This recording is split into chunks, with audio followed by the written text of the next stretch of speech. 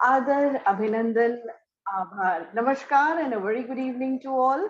This is Arpita Shrivastava Rai welcoming all the learners of ACIC on Project SOCH under the aegis of Roots to Bloom along with the team of Atmanirbhar Bharat Learning Platform.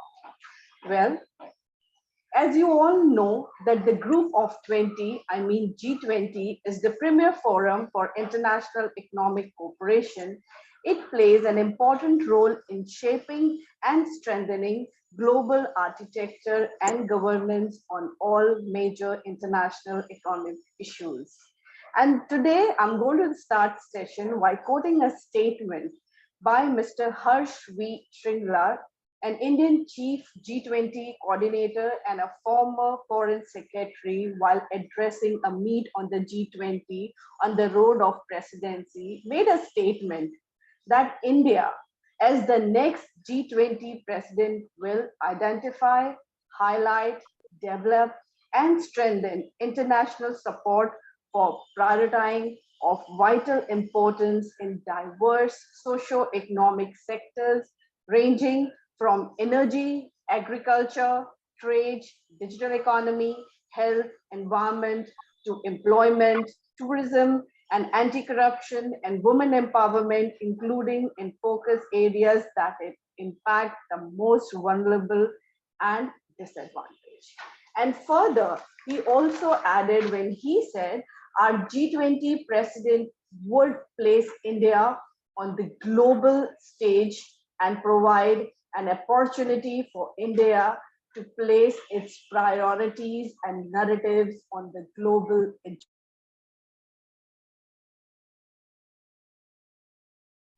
Arpita ji, you are on mute.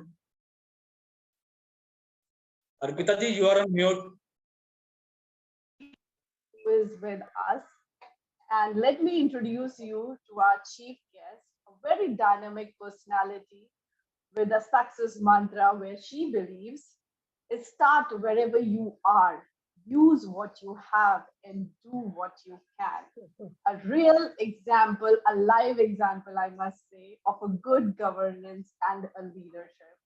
We are extremely honored and privileged to have our chief guest, Dr. Rashmi Singh, IAS, with us on our board.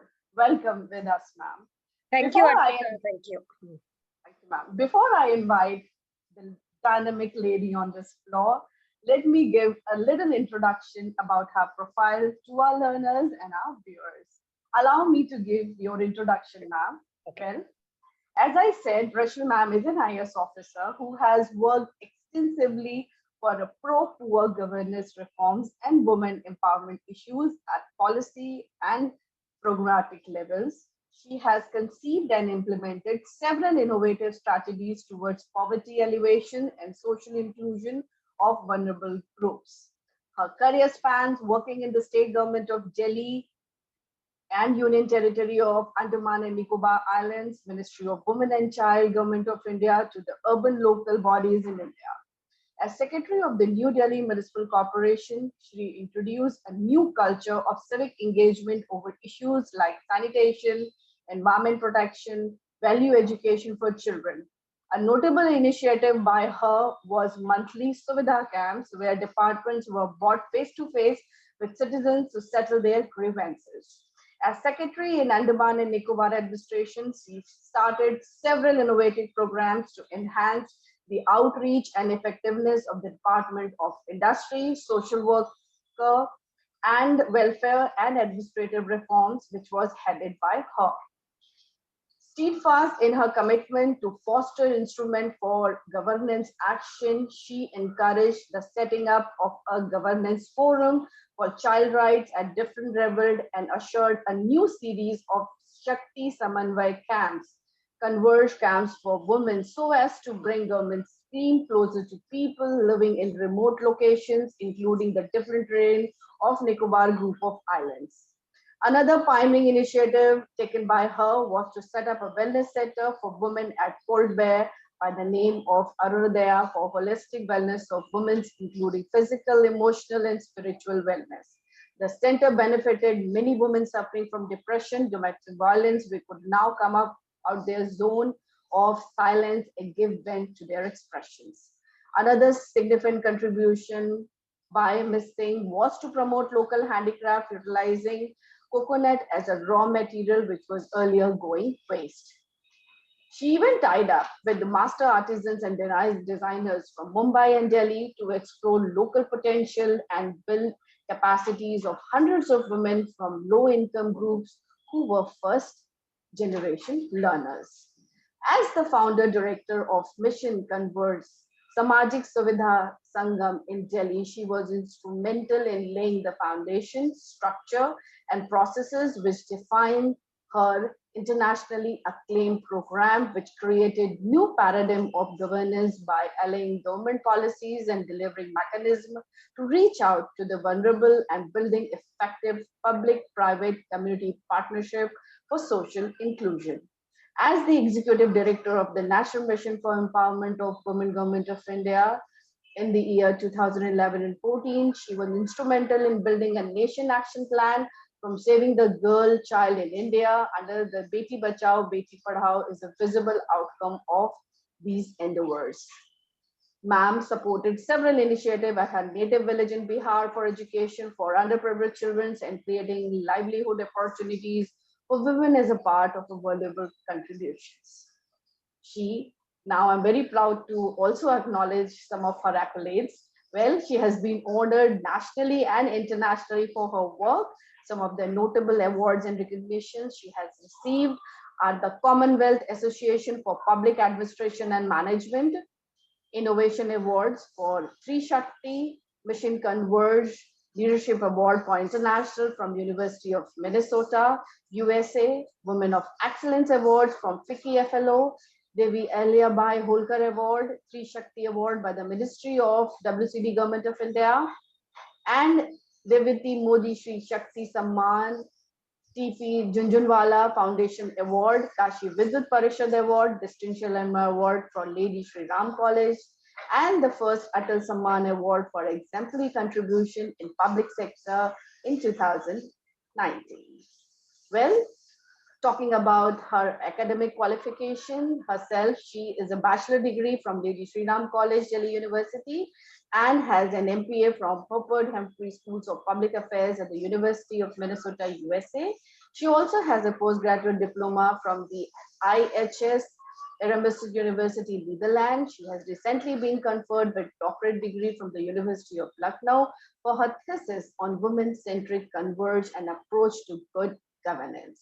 Well, as a member of several expert committees and a task force, she served as a member of working group and drafted committees of 12th five-year plan on women, agency and empowerment, Central Board for Contract Work constituted by Ministry of Labor, and a special invitee and a member of Management Committee of PhD Chambers of Commerce, India and its Gender Task Force.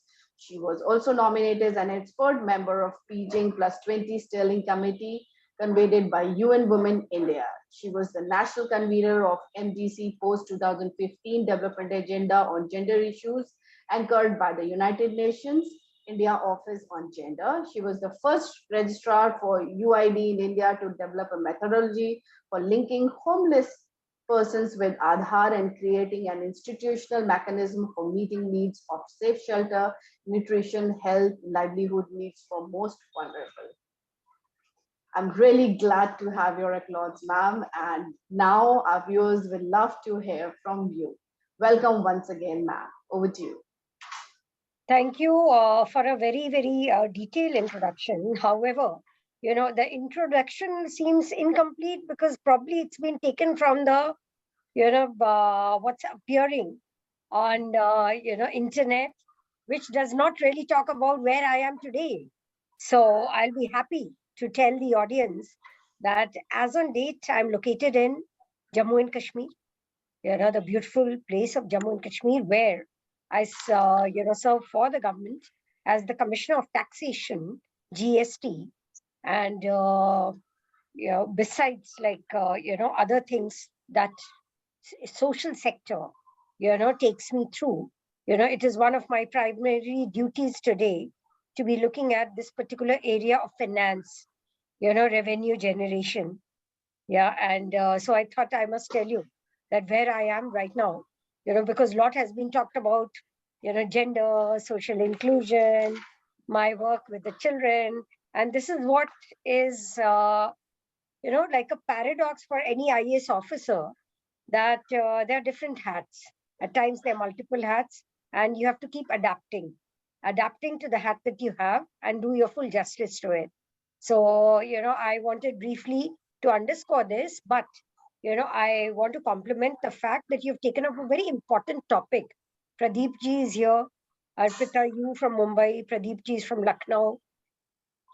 The topic is important, and he has also assured me that even though very few people are going to be probably joining online at this point of time, but probably your idea is that this will go, to a greater audience through your YouTube presence and YouTube channels. Because I do hope that what we are talking about, it's not restricted to a small group. So, I'll be happy to address, anything related to this topic, which was shared with me regarding G20, India's presidency, how I view, in terms of the socio-economic importance, which, this particular mandate, which today India has. And I would like to do justice to it by bringing my own experience. Again, as you went through the long bio, my experience of having worked in different settings, my experience of having worked in, different contexts, different regions of India, and also my own international experience. So I'll be happy to share. So once again, like, yeah, let's have, a small detailing of the audience, yeah, whom you're doing this program for. And you said that the students are going to be involved, so I'm happy that students are going to be uh, actually linking up with themes which are very, very critical. So, critical social issues, critical economic issues. And I don't really expect that they'll have a very deep, nuanced understanding, because they are just at the beginning of their career, and that too, when I say beginning of the career, many are probably just about to finish their BTech and all. So they'll be taking up a career. But earlier that, people talk about development issues, people talk about cooperation, people talk about, the socio-economic dynamics of international cooperation, the better it is. So over to you for whatever questions that you want to have from me. I'll be happy to respond. Thanks to first of all you, ma'am, for actually supporting us during this project SOCH. Let me give you a brief idea what exactly this project SOCH is. Project SOCH, where we are once India got the chance to be the presidency or take up the presidency of G20 nations, we as a team thought of to go for a project SOCH where SOCH stands for an acronym which completely defines that socio-economic organizational practices and of course communal harmony among these G20 nations. That is what the SOCH stands for. And the students, those who are actually here with us, these all students are from ACIC GIT University Punapur, Odisha, and most of the students are from the BTech backgrounds. They are into the first year or the second year of there. Few of the students, those who are there, that like team leaders, 4 or 5 team leaders, they are into the post graduation, that to MTech courses. This is the brief outline of how these university students are associated with us. Coming to the discussion point where today we need to discuss on how this G20 presidency is really impacting India per se. So I would like to actually ask, Madam, is really this G20 presidency is impacting country as a whole? And secondly, if I am saying or we are saying that India is going to be a president for this 1 year, will this be helpful for our common peoples, commoners, and will be making a change among these commoners among India across India? Okay. So, Pradeep ji, now how I view the whole process is that there are, first of all, let us, acknowledge the importance of 20 different countries coming together. So there are actually 19 countries in European Union, right? So when these like number of countries from like different continents, when they come together, the heads of states, they will come together in the final summit, which is going to be held in September in New Delhi. Yeah, that is summation of a process. Now, what this process is, the year-long process actually requires understanding, discussions, and looking at contemporary topics which affect all the countries, across business, across like many of the other things, including youth issues, including labor issues, including science, climate change, environment, energy. So these are like very, very critical issues, gender. And there are different thematic groups. So apart from one stream which is looking at purely finance related matters, there's other stream which looks at various socio-economic things which actually influence the way a common man's experience, the living, the quotient of happiness index is going to be shaped up with. So when diverse countries come together, in any case, it is a very, very rich sharing of information, rich sharing of knowledge related with policy and practices. And this process itself becomes very important because while at one hand, there is government which is doing the talk between, say, interministerial delegations are there, officials delegations are there, officers, concerned ministries are there. While I talk about the summit, which is a very, very formal, culmination of all, there are like various occasions in which many other stakeholders have an opportunity to actually, talk about issues related with, some of the areas that I spoke about. So this, makes any host country and say India having a presidency to be able to lead the process, to be able to structure the process, to be able to shape up the agenda for discourse, as the year rolls by, for me is very important. Why it's important is because, again, the richness lies in the stakeholders engagement. And today what you are trying to do is probably build an interest around the subject. From what I can see, that if you're talking to students and you are nurturing students and youth, you're trying to build an interest in those youth wanting to probably see tomorrow that, okay, there's a youth stream, there's a youth engagement working group, right? There's an education related working group. So I would encourage that all these students, they should actually go to the maybe the social media page itself. Yeah, the G20 will have a social. So what is India doing in terms of hosting these thematic discussions? And there are various ways in which they can engage with the topics, and there are quizzes happening. So that is something which will stimulate their own knowledge and quest for more understanding of things. So I would strongly encourage. So, and when I talk about the process and the outcome, now the process and the outcome, you when you said how does it impact the common man's life, that was your question, right? So in terms of like, yeah, impacting the common man's life, it's not something which any discussion for that matter, any meeting, any seminar can do in one go. But in the process, the richness of understanding of those who are in a position to impact the life of a common man, that's built in a process.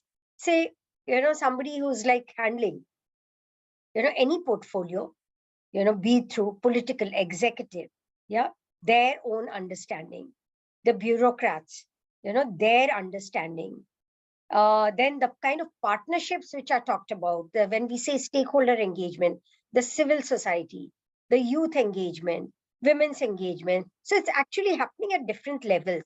So this process itself influences a certain outcome.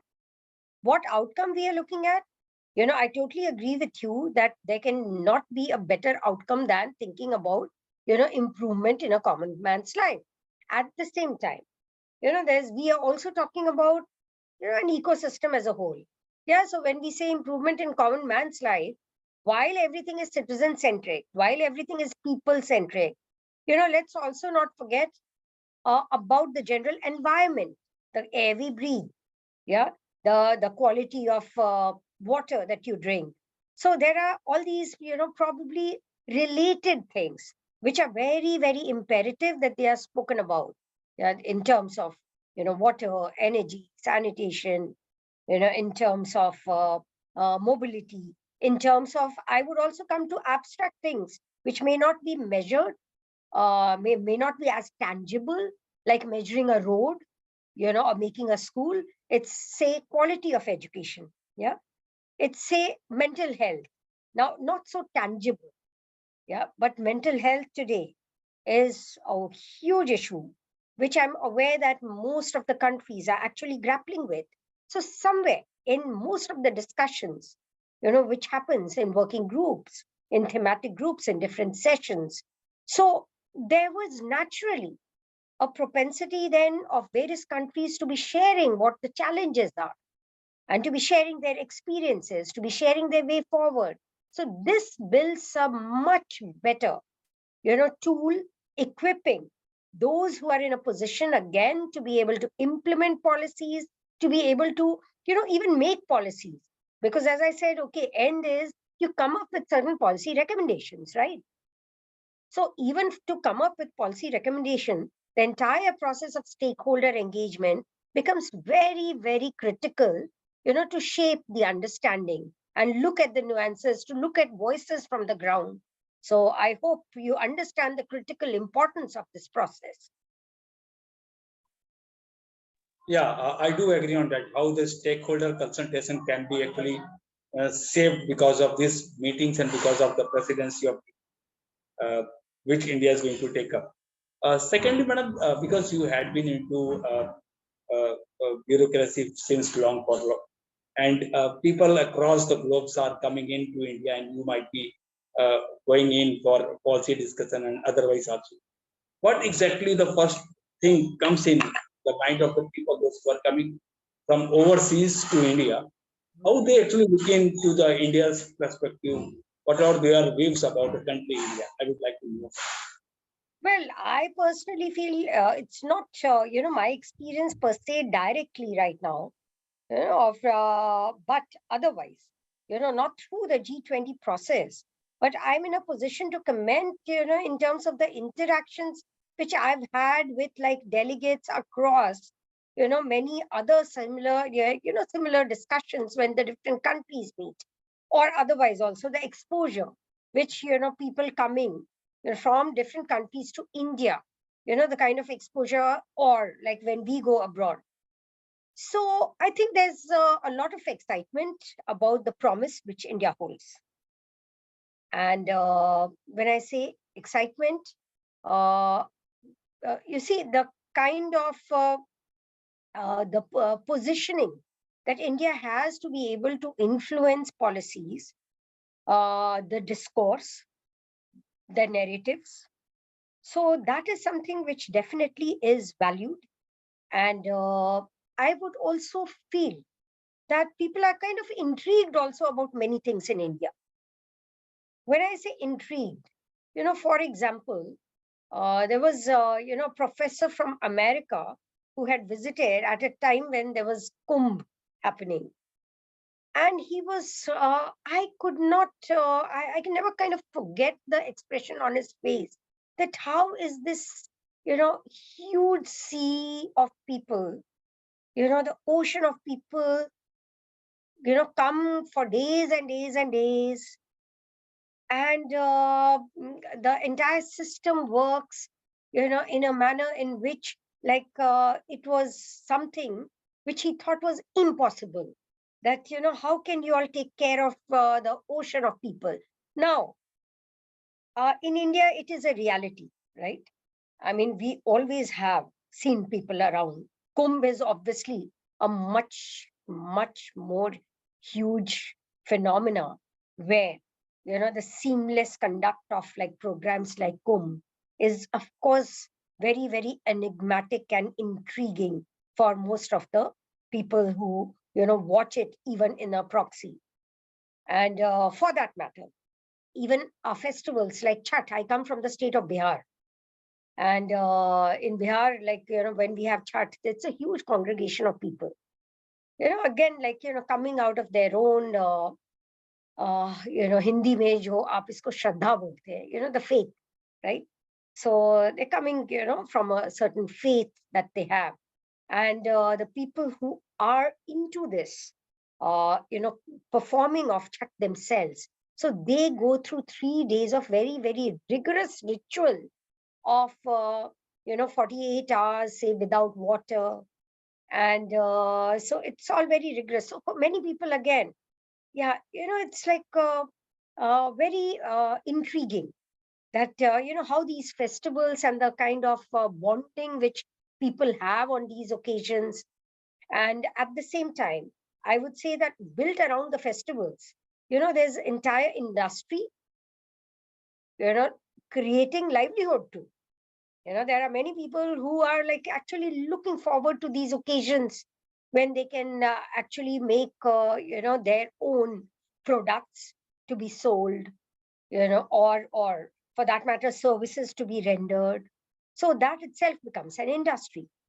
So I personally feel that there's a lot of, curiosity, yeah, amongst people, amongst the foreign delegates, amongst, the various groups of people who come from, who bond during, these kinds of events, cross-border exchanges, yeah, the collaborations which happens. So a lot of curiosity with India. I do agree on that because the way our culture is and the way we actually celebrate festivals either Chhath, Diwali, Holi, Kumbh, and yes, of course, these occasions are actually the livelihood opportunities for various people. Millions of people are actually behind this. Not only this, Kumbh-like occasions are actually people are placed overseas. They didn't have seen such crowd actually, and they were amazed to see how these back-end operations are coming in, how the administration, how the police system, how the people across, how the other people across these Kumbh Melas, how they were operating and how this is going on so fine, so nicely in a way, of course. That is why they are amazed or they are actually being curious about our festivals. Not just because we are talking about the G20 nations and the the common set of the G20 nation is that all the economical powers are actually united. They are discussing about how we can utilize the fund or how we can actually source the fund for various activities or socio-economical activities or so. Now, I would like to understand how country India, like we are a developing country and still so many things to be achieved and so many things which we have actually achieved on. How country India best fit in to this socio-economical power of G20 nations? See, today you have, one of the fastest growing economy in India. Now, one of the huge resources that India has is its people, right? So whereas like demographic dividend, when you see, when you look at the figures, say there are like 65% of the population who are below the age of 35 years, right? And I think that is the audience that I'm talking to right now. And I mean, with the promise that you have said that you will take it further, yeah, to those who have not joined, but since it's going to be online. And so the youth today is a huge resource, I must say. And that is where India really fits in, because there are many other countries who might have done in the past better than us, right? But, they are facing a huge problem of aging manpower. Now, you'd be aware that in China, there was this one child, policy, and you'd be aware that, yeah, today, it's reached a juncture where there's a huge problem of, again, the phenomena that I'm talking about, that people who are like in the non-working category, right? And, you have like a lot of opportunities, but you don't have people who can contribute productively. So the entire thing about like social security of aged, elderly, who are like going to be states' responsibility is an issue which many countries in Europe too are grappling with. And India, as I said, that when you look at the resource, the socio-economic and what resource you have, even today, see, it's not as much the direct responsibility of the state as the family when it comes to taking care of the parents who become elders, right? So there are many things, even in a cultural notion, I feel that we are in a position to actually shape up this discourse. I'm not saying that as a state, we should not care for the elderly. Yes, we need to have, many of the states have the pension schemes, right? I mean, pension for the elderly. But, that amount for no state will be enough to offer the kind of lifestyle, which would actually give, good health care, I mean, good social security care in terms of overall care. Now, that social security is actually coming from our families. So even today, when you look at, okay, like, what number of old age homes you have, now it has not been that much of a priority. Why? Because of our, social cultural fabric. Then if I go for care of, say, the, persons who are in disability, right? I mean, the Divyangjan. Again, like it's something that as a cultural tradition, I've seen that the families have taken care of. So while the state support is increasing, while the infrastructure is increasing, and it should increase, so these are some of the things. But I personally feel that, a lot of these things, when you say, well, how is our positioning socioeconomic? So these things have to be factored in. At the same time, we have, lot of like new consumers, new middle class, new market, new enterprises, scope for new enterprises. So when I look at the youth, I feel that today's sky is the limit. There's like, we never had these kinds of like diverse options to go in for the way you have today. Number two, that, in the interconnected world today, you're not going to be confined just looking for a job where you are sitting. In COVID, I was told that many, many, many new options of, exploring work virtually, while you're sitting at home, that, kept coming in more and more. So people are going in for flexi hours, people are going in for like, more of, well, distant, work possibilities. So I think, given the kind of human resource in India, given the kind of demographic dividend in India, and given the fact that today we are looking at the cyber connect, the internet connect, the digital connect, bridging the digital divide very seriously in India. That's a huge, huge, scope for even bettering the kind of socioeconomic indicators that you would have thought of, in terms of the pace, but the pace, of course, there are many things I would say is a challenge. Because while we talk about all these promises, the challenge is that not everybody has the same access to resources. Not everybody is at the same level of digital literacy. Not everybody is at the same level of access to, financial capital or even social capital. So today we have the challenge of looking at pockets of exclusion. We have the challenge of, ensuring that we create a level playing field for all. And these are certain things that we need to also discuss about. And when we talk about cross-sector experiences, when we talk about building cross-sector collaborations, so these themes become very important. That how is the other country able to, actually identify and target on the most vulnerable, the excluded. So, and then bring them in the mainstream, and create a level playing field.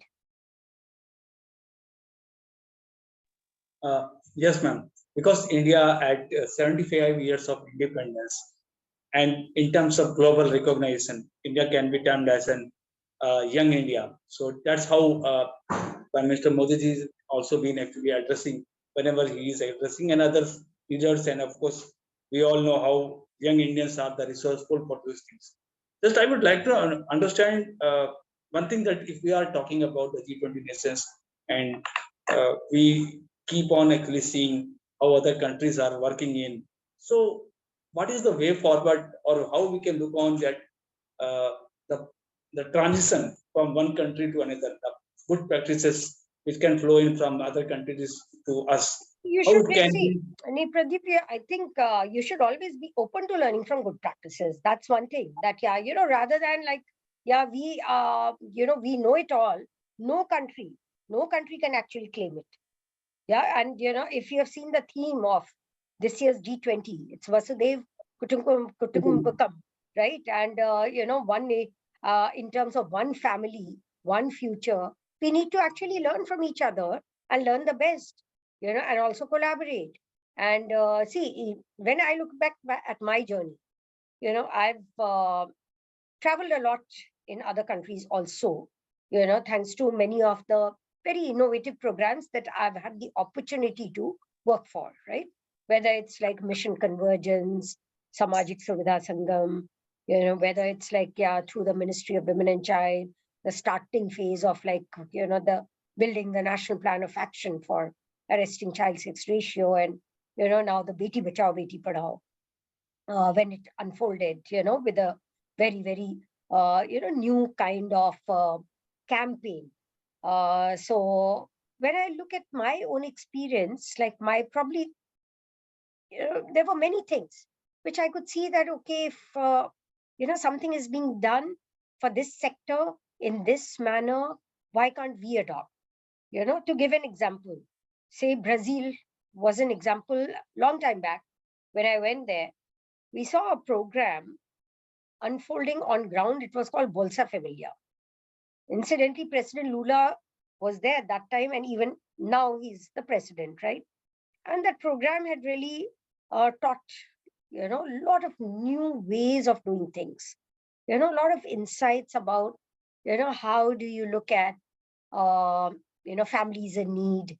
How do you look at the comprehensive social protection cover? How do you also ensure that there's human capital development happening?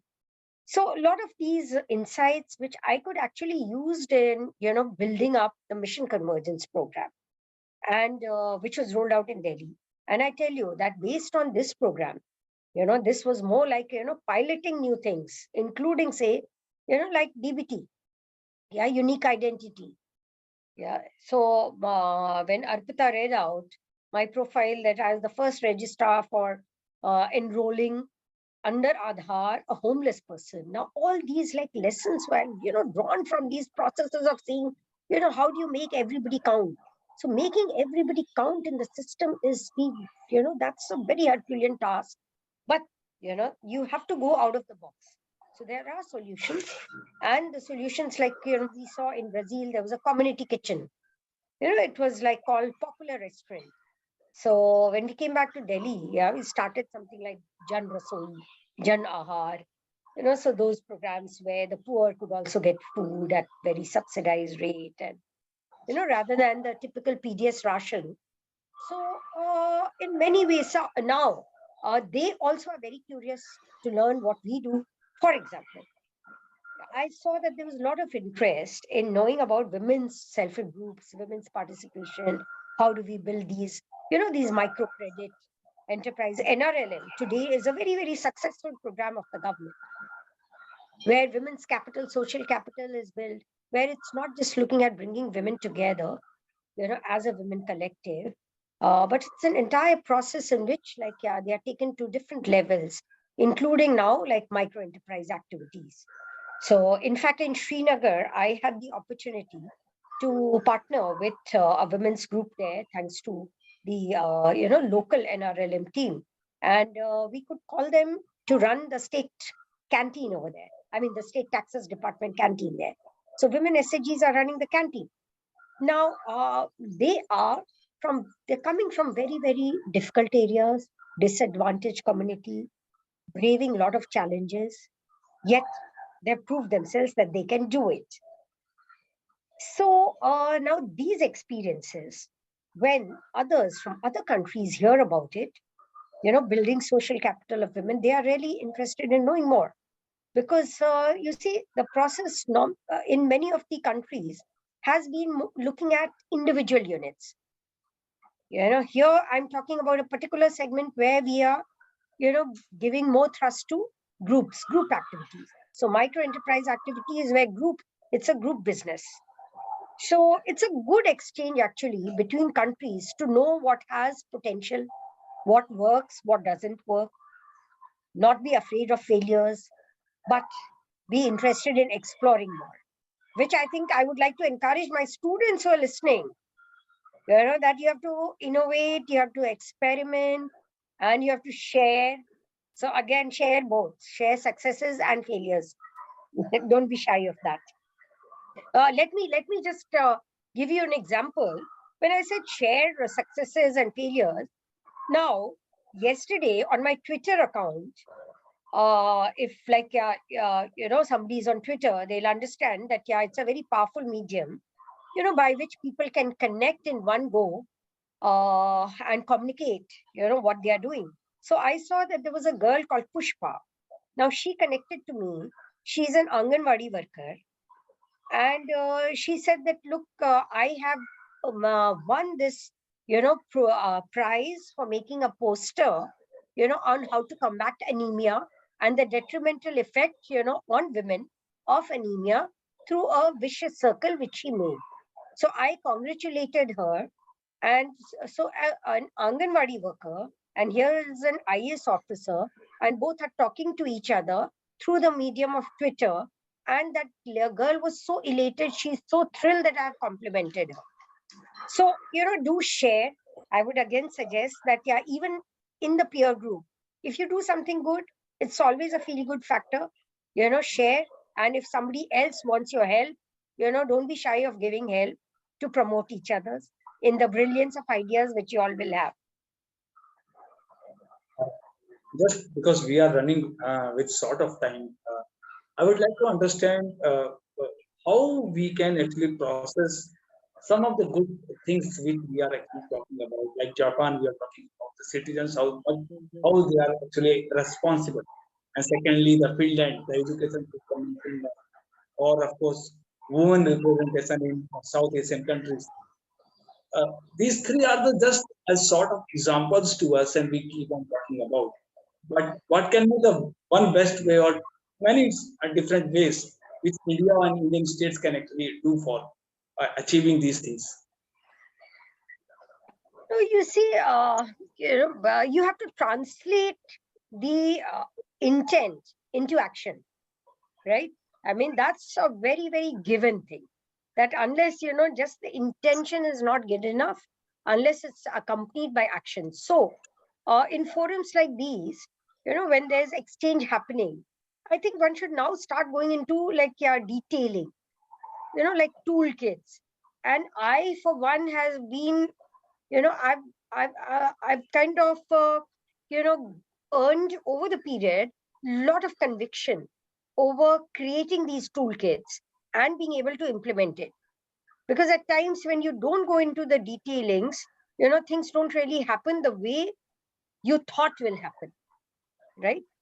So I think if for all countries that you're talking about, it's important if somebody has made SOP, if somebody has done something, where we can learn in terms of, the tools which have been used, the processes which have been used. We should go into that. In fact, even when we meet other states which have done something, say, related to taxation. So I would actually ask them that, can I have a look at the advisory which you have issued? Can I have a look at the circular which has been issued? Yeah. So, we should now go into that kind of not just detailing, but also mid-course correction. I would say that, okay, you try to import some idea. Yeah. Obviously, you will try to adapt it to your local context, which all countries have to, right? At the same time, it did not work the way you thought it will work. Then what you do?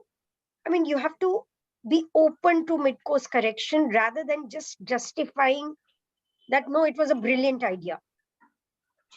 So idea, but if it requires some customization, just pause, take a breath, yeah, relook. So we, in policy, we call it like a feedback loop. Ask people why it's not working. I'll give you an example. I was I went to a very remote area in Jammu itself. Jammu, you would not think that there's any remote area. At least I never thought before I came here. So in Jammu and Kashmir, I've kind of visited many, many, many remote areas. So here was this place called Bilawar, which is a hilly terrain. And I also went to Basoli, another hilly terrain.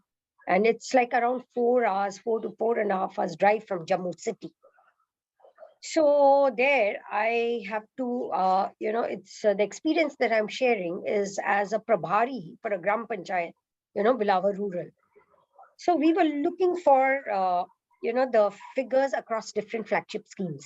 And in training and self-employment, there were hardly any people who had shown interest.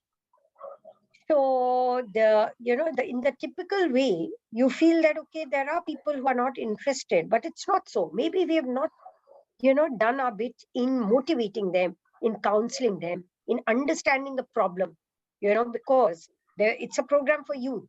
So I did not believe that youth will not actually require, the benefit of these self-employment and, training programs. But a lot of counseling because, probably they are not into the program because they're doing some job, because of their daily needs. So understand that reality and then work around it. So similar thing happens on a macro level also. I'm talking about micro level right now, right? So in the micro level, when you understand, go through the detailing, what doesn't work, why it's not working, the same experience you can shape it at a macro level, at a policy level, where it's not one size fits all. Thank you. Thanks, Ma'am. Of course, I do agree on that because SOP and tailing of the activities, and I must admire the amount of travel you are doing and amount of work which you are actually doing on the background of preparing any of the system or the preparing of any of the ecosystem or acting as an enabler through the government machinery also. My very last question, I suppose, is our students are preparing for a role play where they are actually putting up the agenda first as per the country and then actually giving a detailed presentation to our evaluators. My question to you is, what are your suggestions how they should prepare for these activities? I think at this point of time, I would not suggest that they go into policy directly, right? So I would suggest that in the role play, they should, take real life experiences of, say, maybe, they saw a river, where they felt that over the period, the river has been decaying, or a tree, which they feel that has been affected, or say, any other thing around them, related with the environment or people, people like, say, the Safai Karamchari, out there on the road, somebody who's from the municipality, his or her experience, a security guard, his or her experience, a youth who's a neighbor, or a child who's not going to school, or a child who's going to school but dropping out, or a child who suddenly was earlier happy but today she's not happy. So, you have to encourage them to take role play around these challenging scenario, or for, say, a woman who is educated but is wanting to work but is not being able to do so. So what prevents her from work? Because we talk about women's work participation being a challenge. In many countries it is, not just in India. I mean, India, of course, we are very concerned, yeah, with that, because women's equal partnership, women's, full potential in the development process, it has to be there. And, when I say a level playing field, it has to be tapped. Her full potential has to be tapped. But what is the barrier? What is the socio-economic barrier? That has to be understood. That you have to encourage the children, and that's my advice to them. Take role play, even for that matter, their own mother, their own sister. Yeah, I mean, they would have taken it for granted, never talked to them. Okay, what is the stumbling block? What is the challenge? What do they expect? And then that role play will impact policy in a different way. Why? Because more people, thinking about a particular idea, thinking about particular way of life, particular solutions. That's my advice. So I think with this, probably I can end with wishing all of you, especially the youth, those who are here and those, through your medium, who are going to listen to this small discourse, that let's learn from experiences of our daily lives. Yeah, let's also learn, from not just lives of those around us, but also learn from the air that we breathe. Yeah, the challenges which are there in the environment, and then see, yeah, what needs to be done, what can be done, and build a collective vision for the same, and also to contribute, what we can at our levels. Thank you. Thanks, you, ma'am. ma'am. I'll request Arpita ji to put up a vote of thank, and also Malti ji, our student Malti, to present certificate of gratitude to madam. I do agree on madam that defining or understanding the problem statement by way of course, storytelling is the best way actually to go on for role play. Thank you.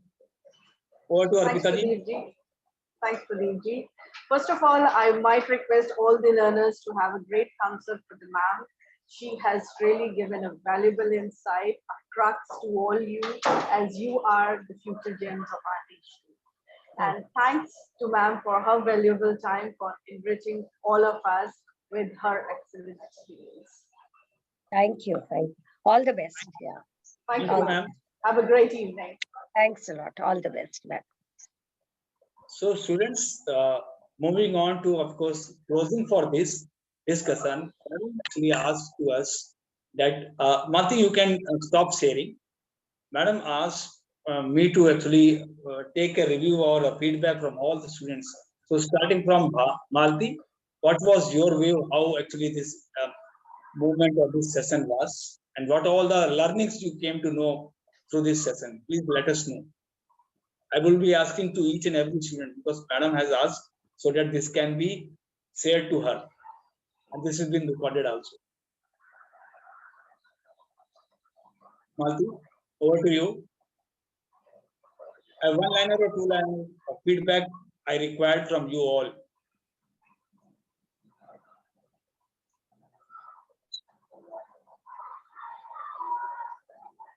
Okay, starting from, Yes, Malti, please, go ahead. You can yes.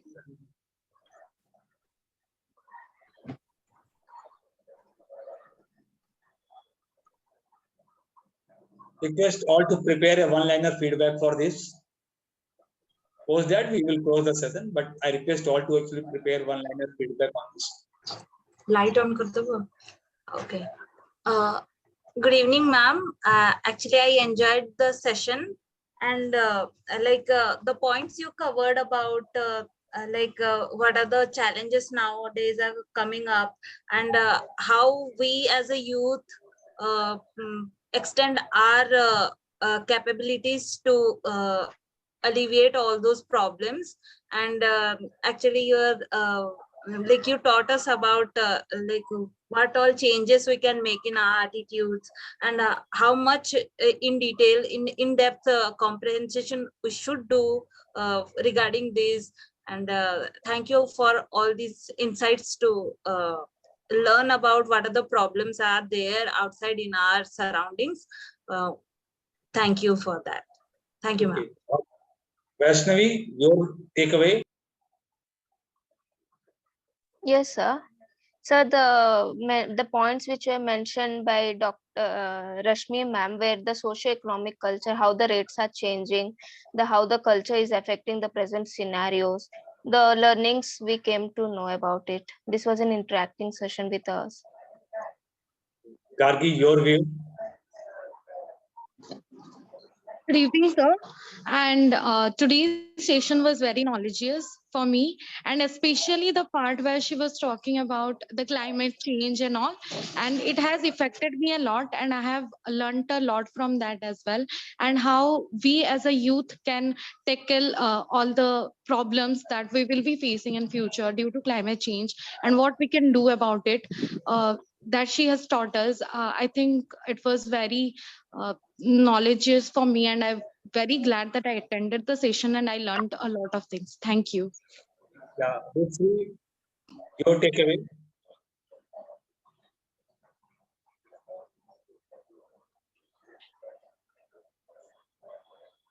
Rashmi, your takeaway, or Swastik Bhomik, Swastika. Good evening, sir. Good Sir, evening. it was a very interesting session, and I came to know many lot of things from this session, especially where man talking about that uh, how the foreigners thinking about our country, like in Kumbh Mela and Okay, okay. Piyush Gupta, your takeaway from the session. Yes, sir. Sir, the session was really knowledgeable, and the topics that Rashmi ma'am covered was uh, have very much knowledge in it. Thank you, sir. Parsa, your takeaway. Parsa Favour.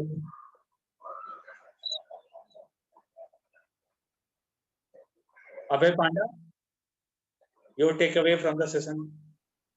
Yes, sir. So the session was interesting, and all the points that ma'am had covered were surely knowledgeable. And Okay, Parsa, your takeaway.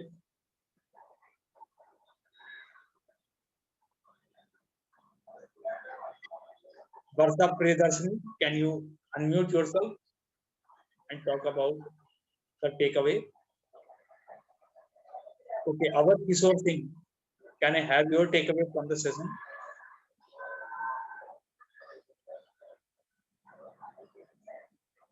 Muskan Sharma, your takeaway from this session? Yes, sir. So it was really interesting session. The topics taught us many new things. Thank you, sir. Okay. Kali Prasad, I would like to know from you. Kali Prasad, please let us know how was the session, of which part you liked the most?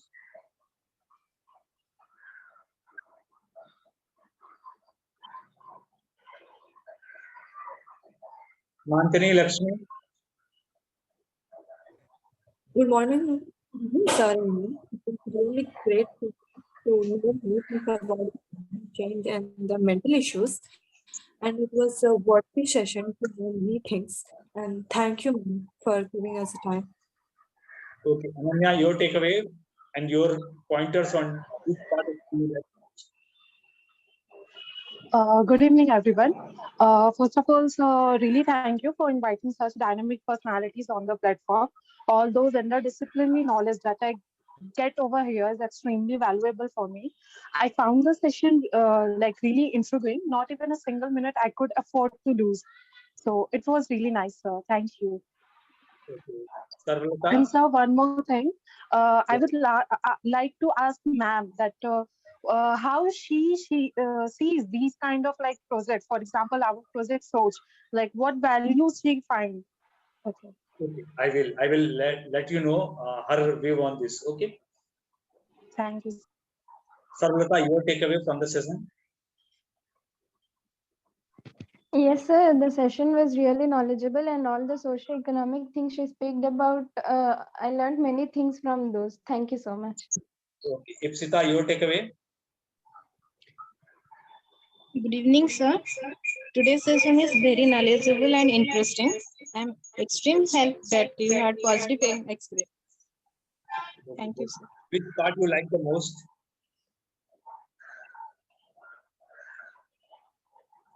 Ipsita, which part you like the most out of her 40 minutes of talk, 45 minutes of talk? Which part you like the most?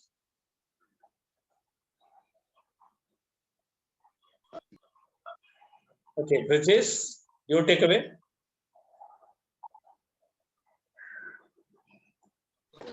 Yeah, good evening, ma'am and sir. Sir, it's really knowledgeable and useful session for our youth, and it will change our attitude and style of thinking. Okay, thanks. Swastika, your takeaway? Good evening sir. Sir पहले हम बोल चुकी थी मैं actually sir मुझे वो ही चीज ज्यादा अच्छा लगा था कि फॉरेनर कैसे मतलब हमारे जो जैसे कि रिलीजियस जो एस्पेक्ट्स है जैसे कि छठ पूजा या फिर कुंभ मेला, वहाँ पे बहुत सारे लोग बोलते हैं कि बावजूद भी कैसे सब कुछ मेंटेन रहता है, ये जो बात बोली थी। और फिर मैम ने जो बोली थी कि स्टूडेंट्स का फिजिकल हेल्थ के साथ साथ मेंटल हेल्थ आजकल बहुत ज्यादा जरूरी है कि वो भी कैसे मेंटेन रहेगा। That was really very good sir. Thanks. Gargi, your takeaway? Sir, I actually spoke, but I would again do so. The session was very interesting. And also when ma'am talked about the climate change that is happening right now and how as a youth we can tackle it in the future, that was a great takeaway. And also about the mental health issues that we are dealing with nowadays and how the different countries are looking towards it. It was also a very interesting topic, and I'm very thankful that I joined the session. Thank you. Yeah. Of course, she is having a network issue, so she shared her views on the session. The session gave me knowledge about how we as an youth can contribute to the nation. Thank you, Varsa. My last, of course, count or say goes to Arpita ji. Just your takeaway and the closing note. Well, I must just put it in one saying that G20 affords India, as the man says, that we are in a very great position. To be honest, we are the 5th largest economy. And the very interesting part, which I liked personally, was when she says that we as India is now on a very excellent platform to give our opinion. That means on the World Forum, India holds such a strong position that the world has to listen. That shows our strength. Thanks. With this closing note of Arpita ji, I must actually congratulate you that we are actually into the 8th week of this project SOCH, and students do prepare on the task 2 and task 3. Keep on sharing on LinkedIn and keep on actually tagging. We are looking around your responses, and our evaluators are also working on this. Moving on to our next week, next speakers and next press sessions will be there. So thank you for joining us on this day. Of course, I do agree on this that today is Sunday and it means a fun time for all you young learners. Thank you to Arpita ji, thank you to all our collaborators, and thank you to SAIC GLT University Foundation for making this program to be a successful one going on. Of course, thanks to our today's chief guest, Dr. Rashmi Madam, for her experience, for her knowledge sharing onto the project course and how these G20 nations of presidency of India is actually important for us or placing a role model how our country is doing. Thanks to all, and closing this session positive. Thank you. Thanks. Thank you, sir. Thank you. All the best to my learners.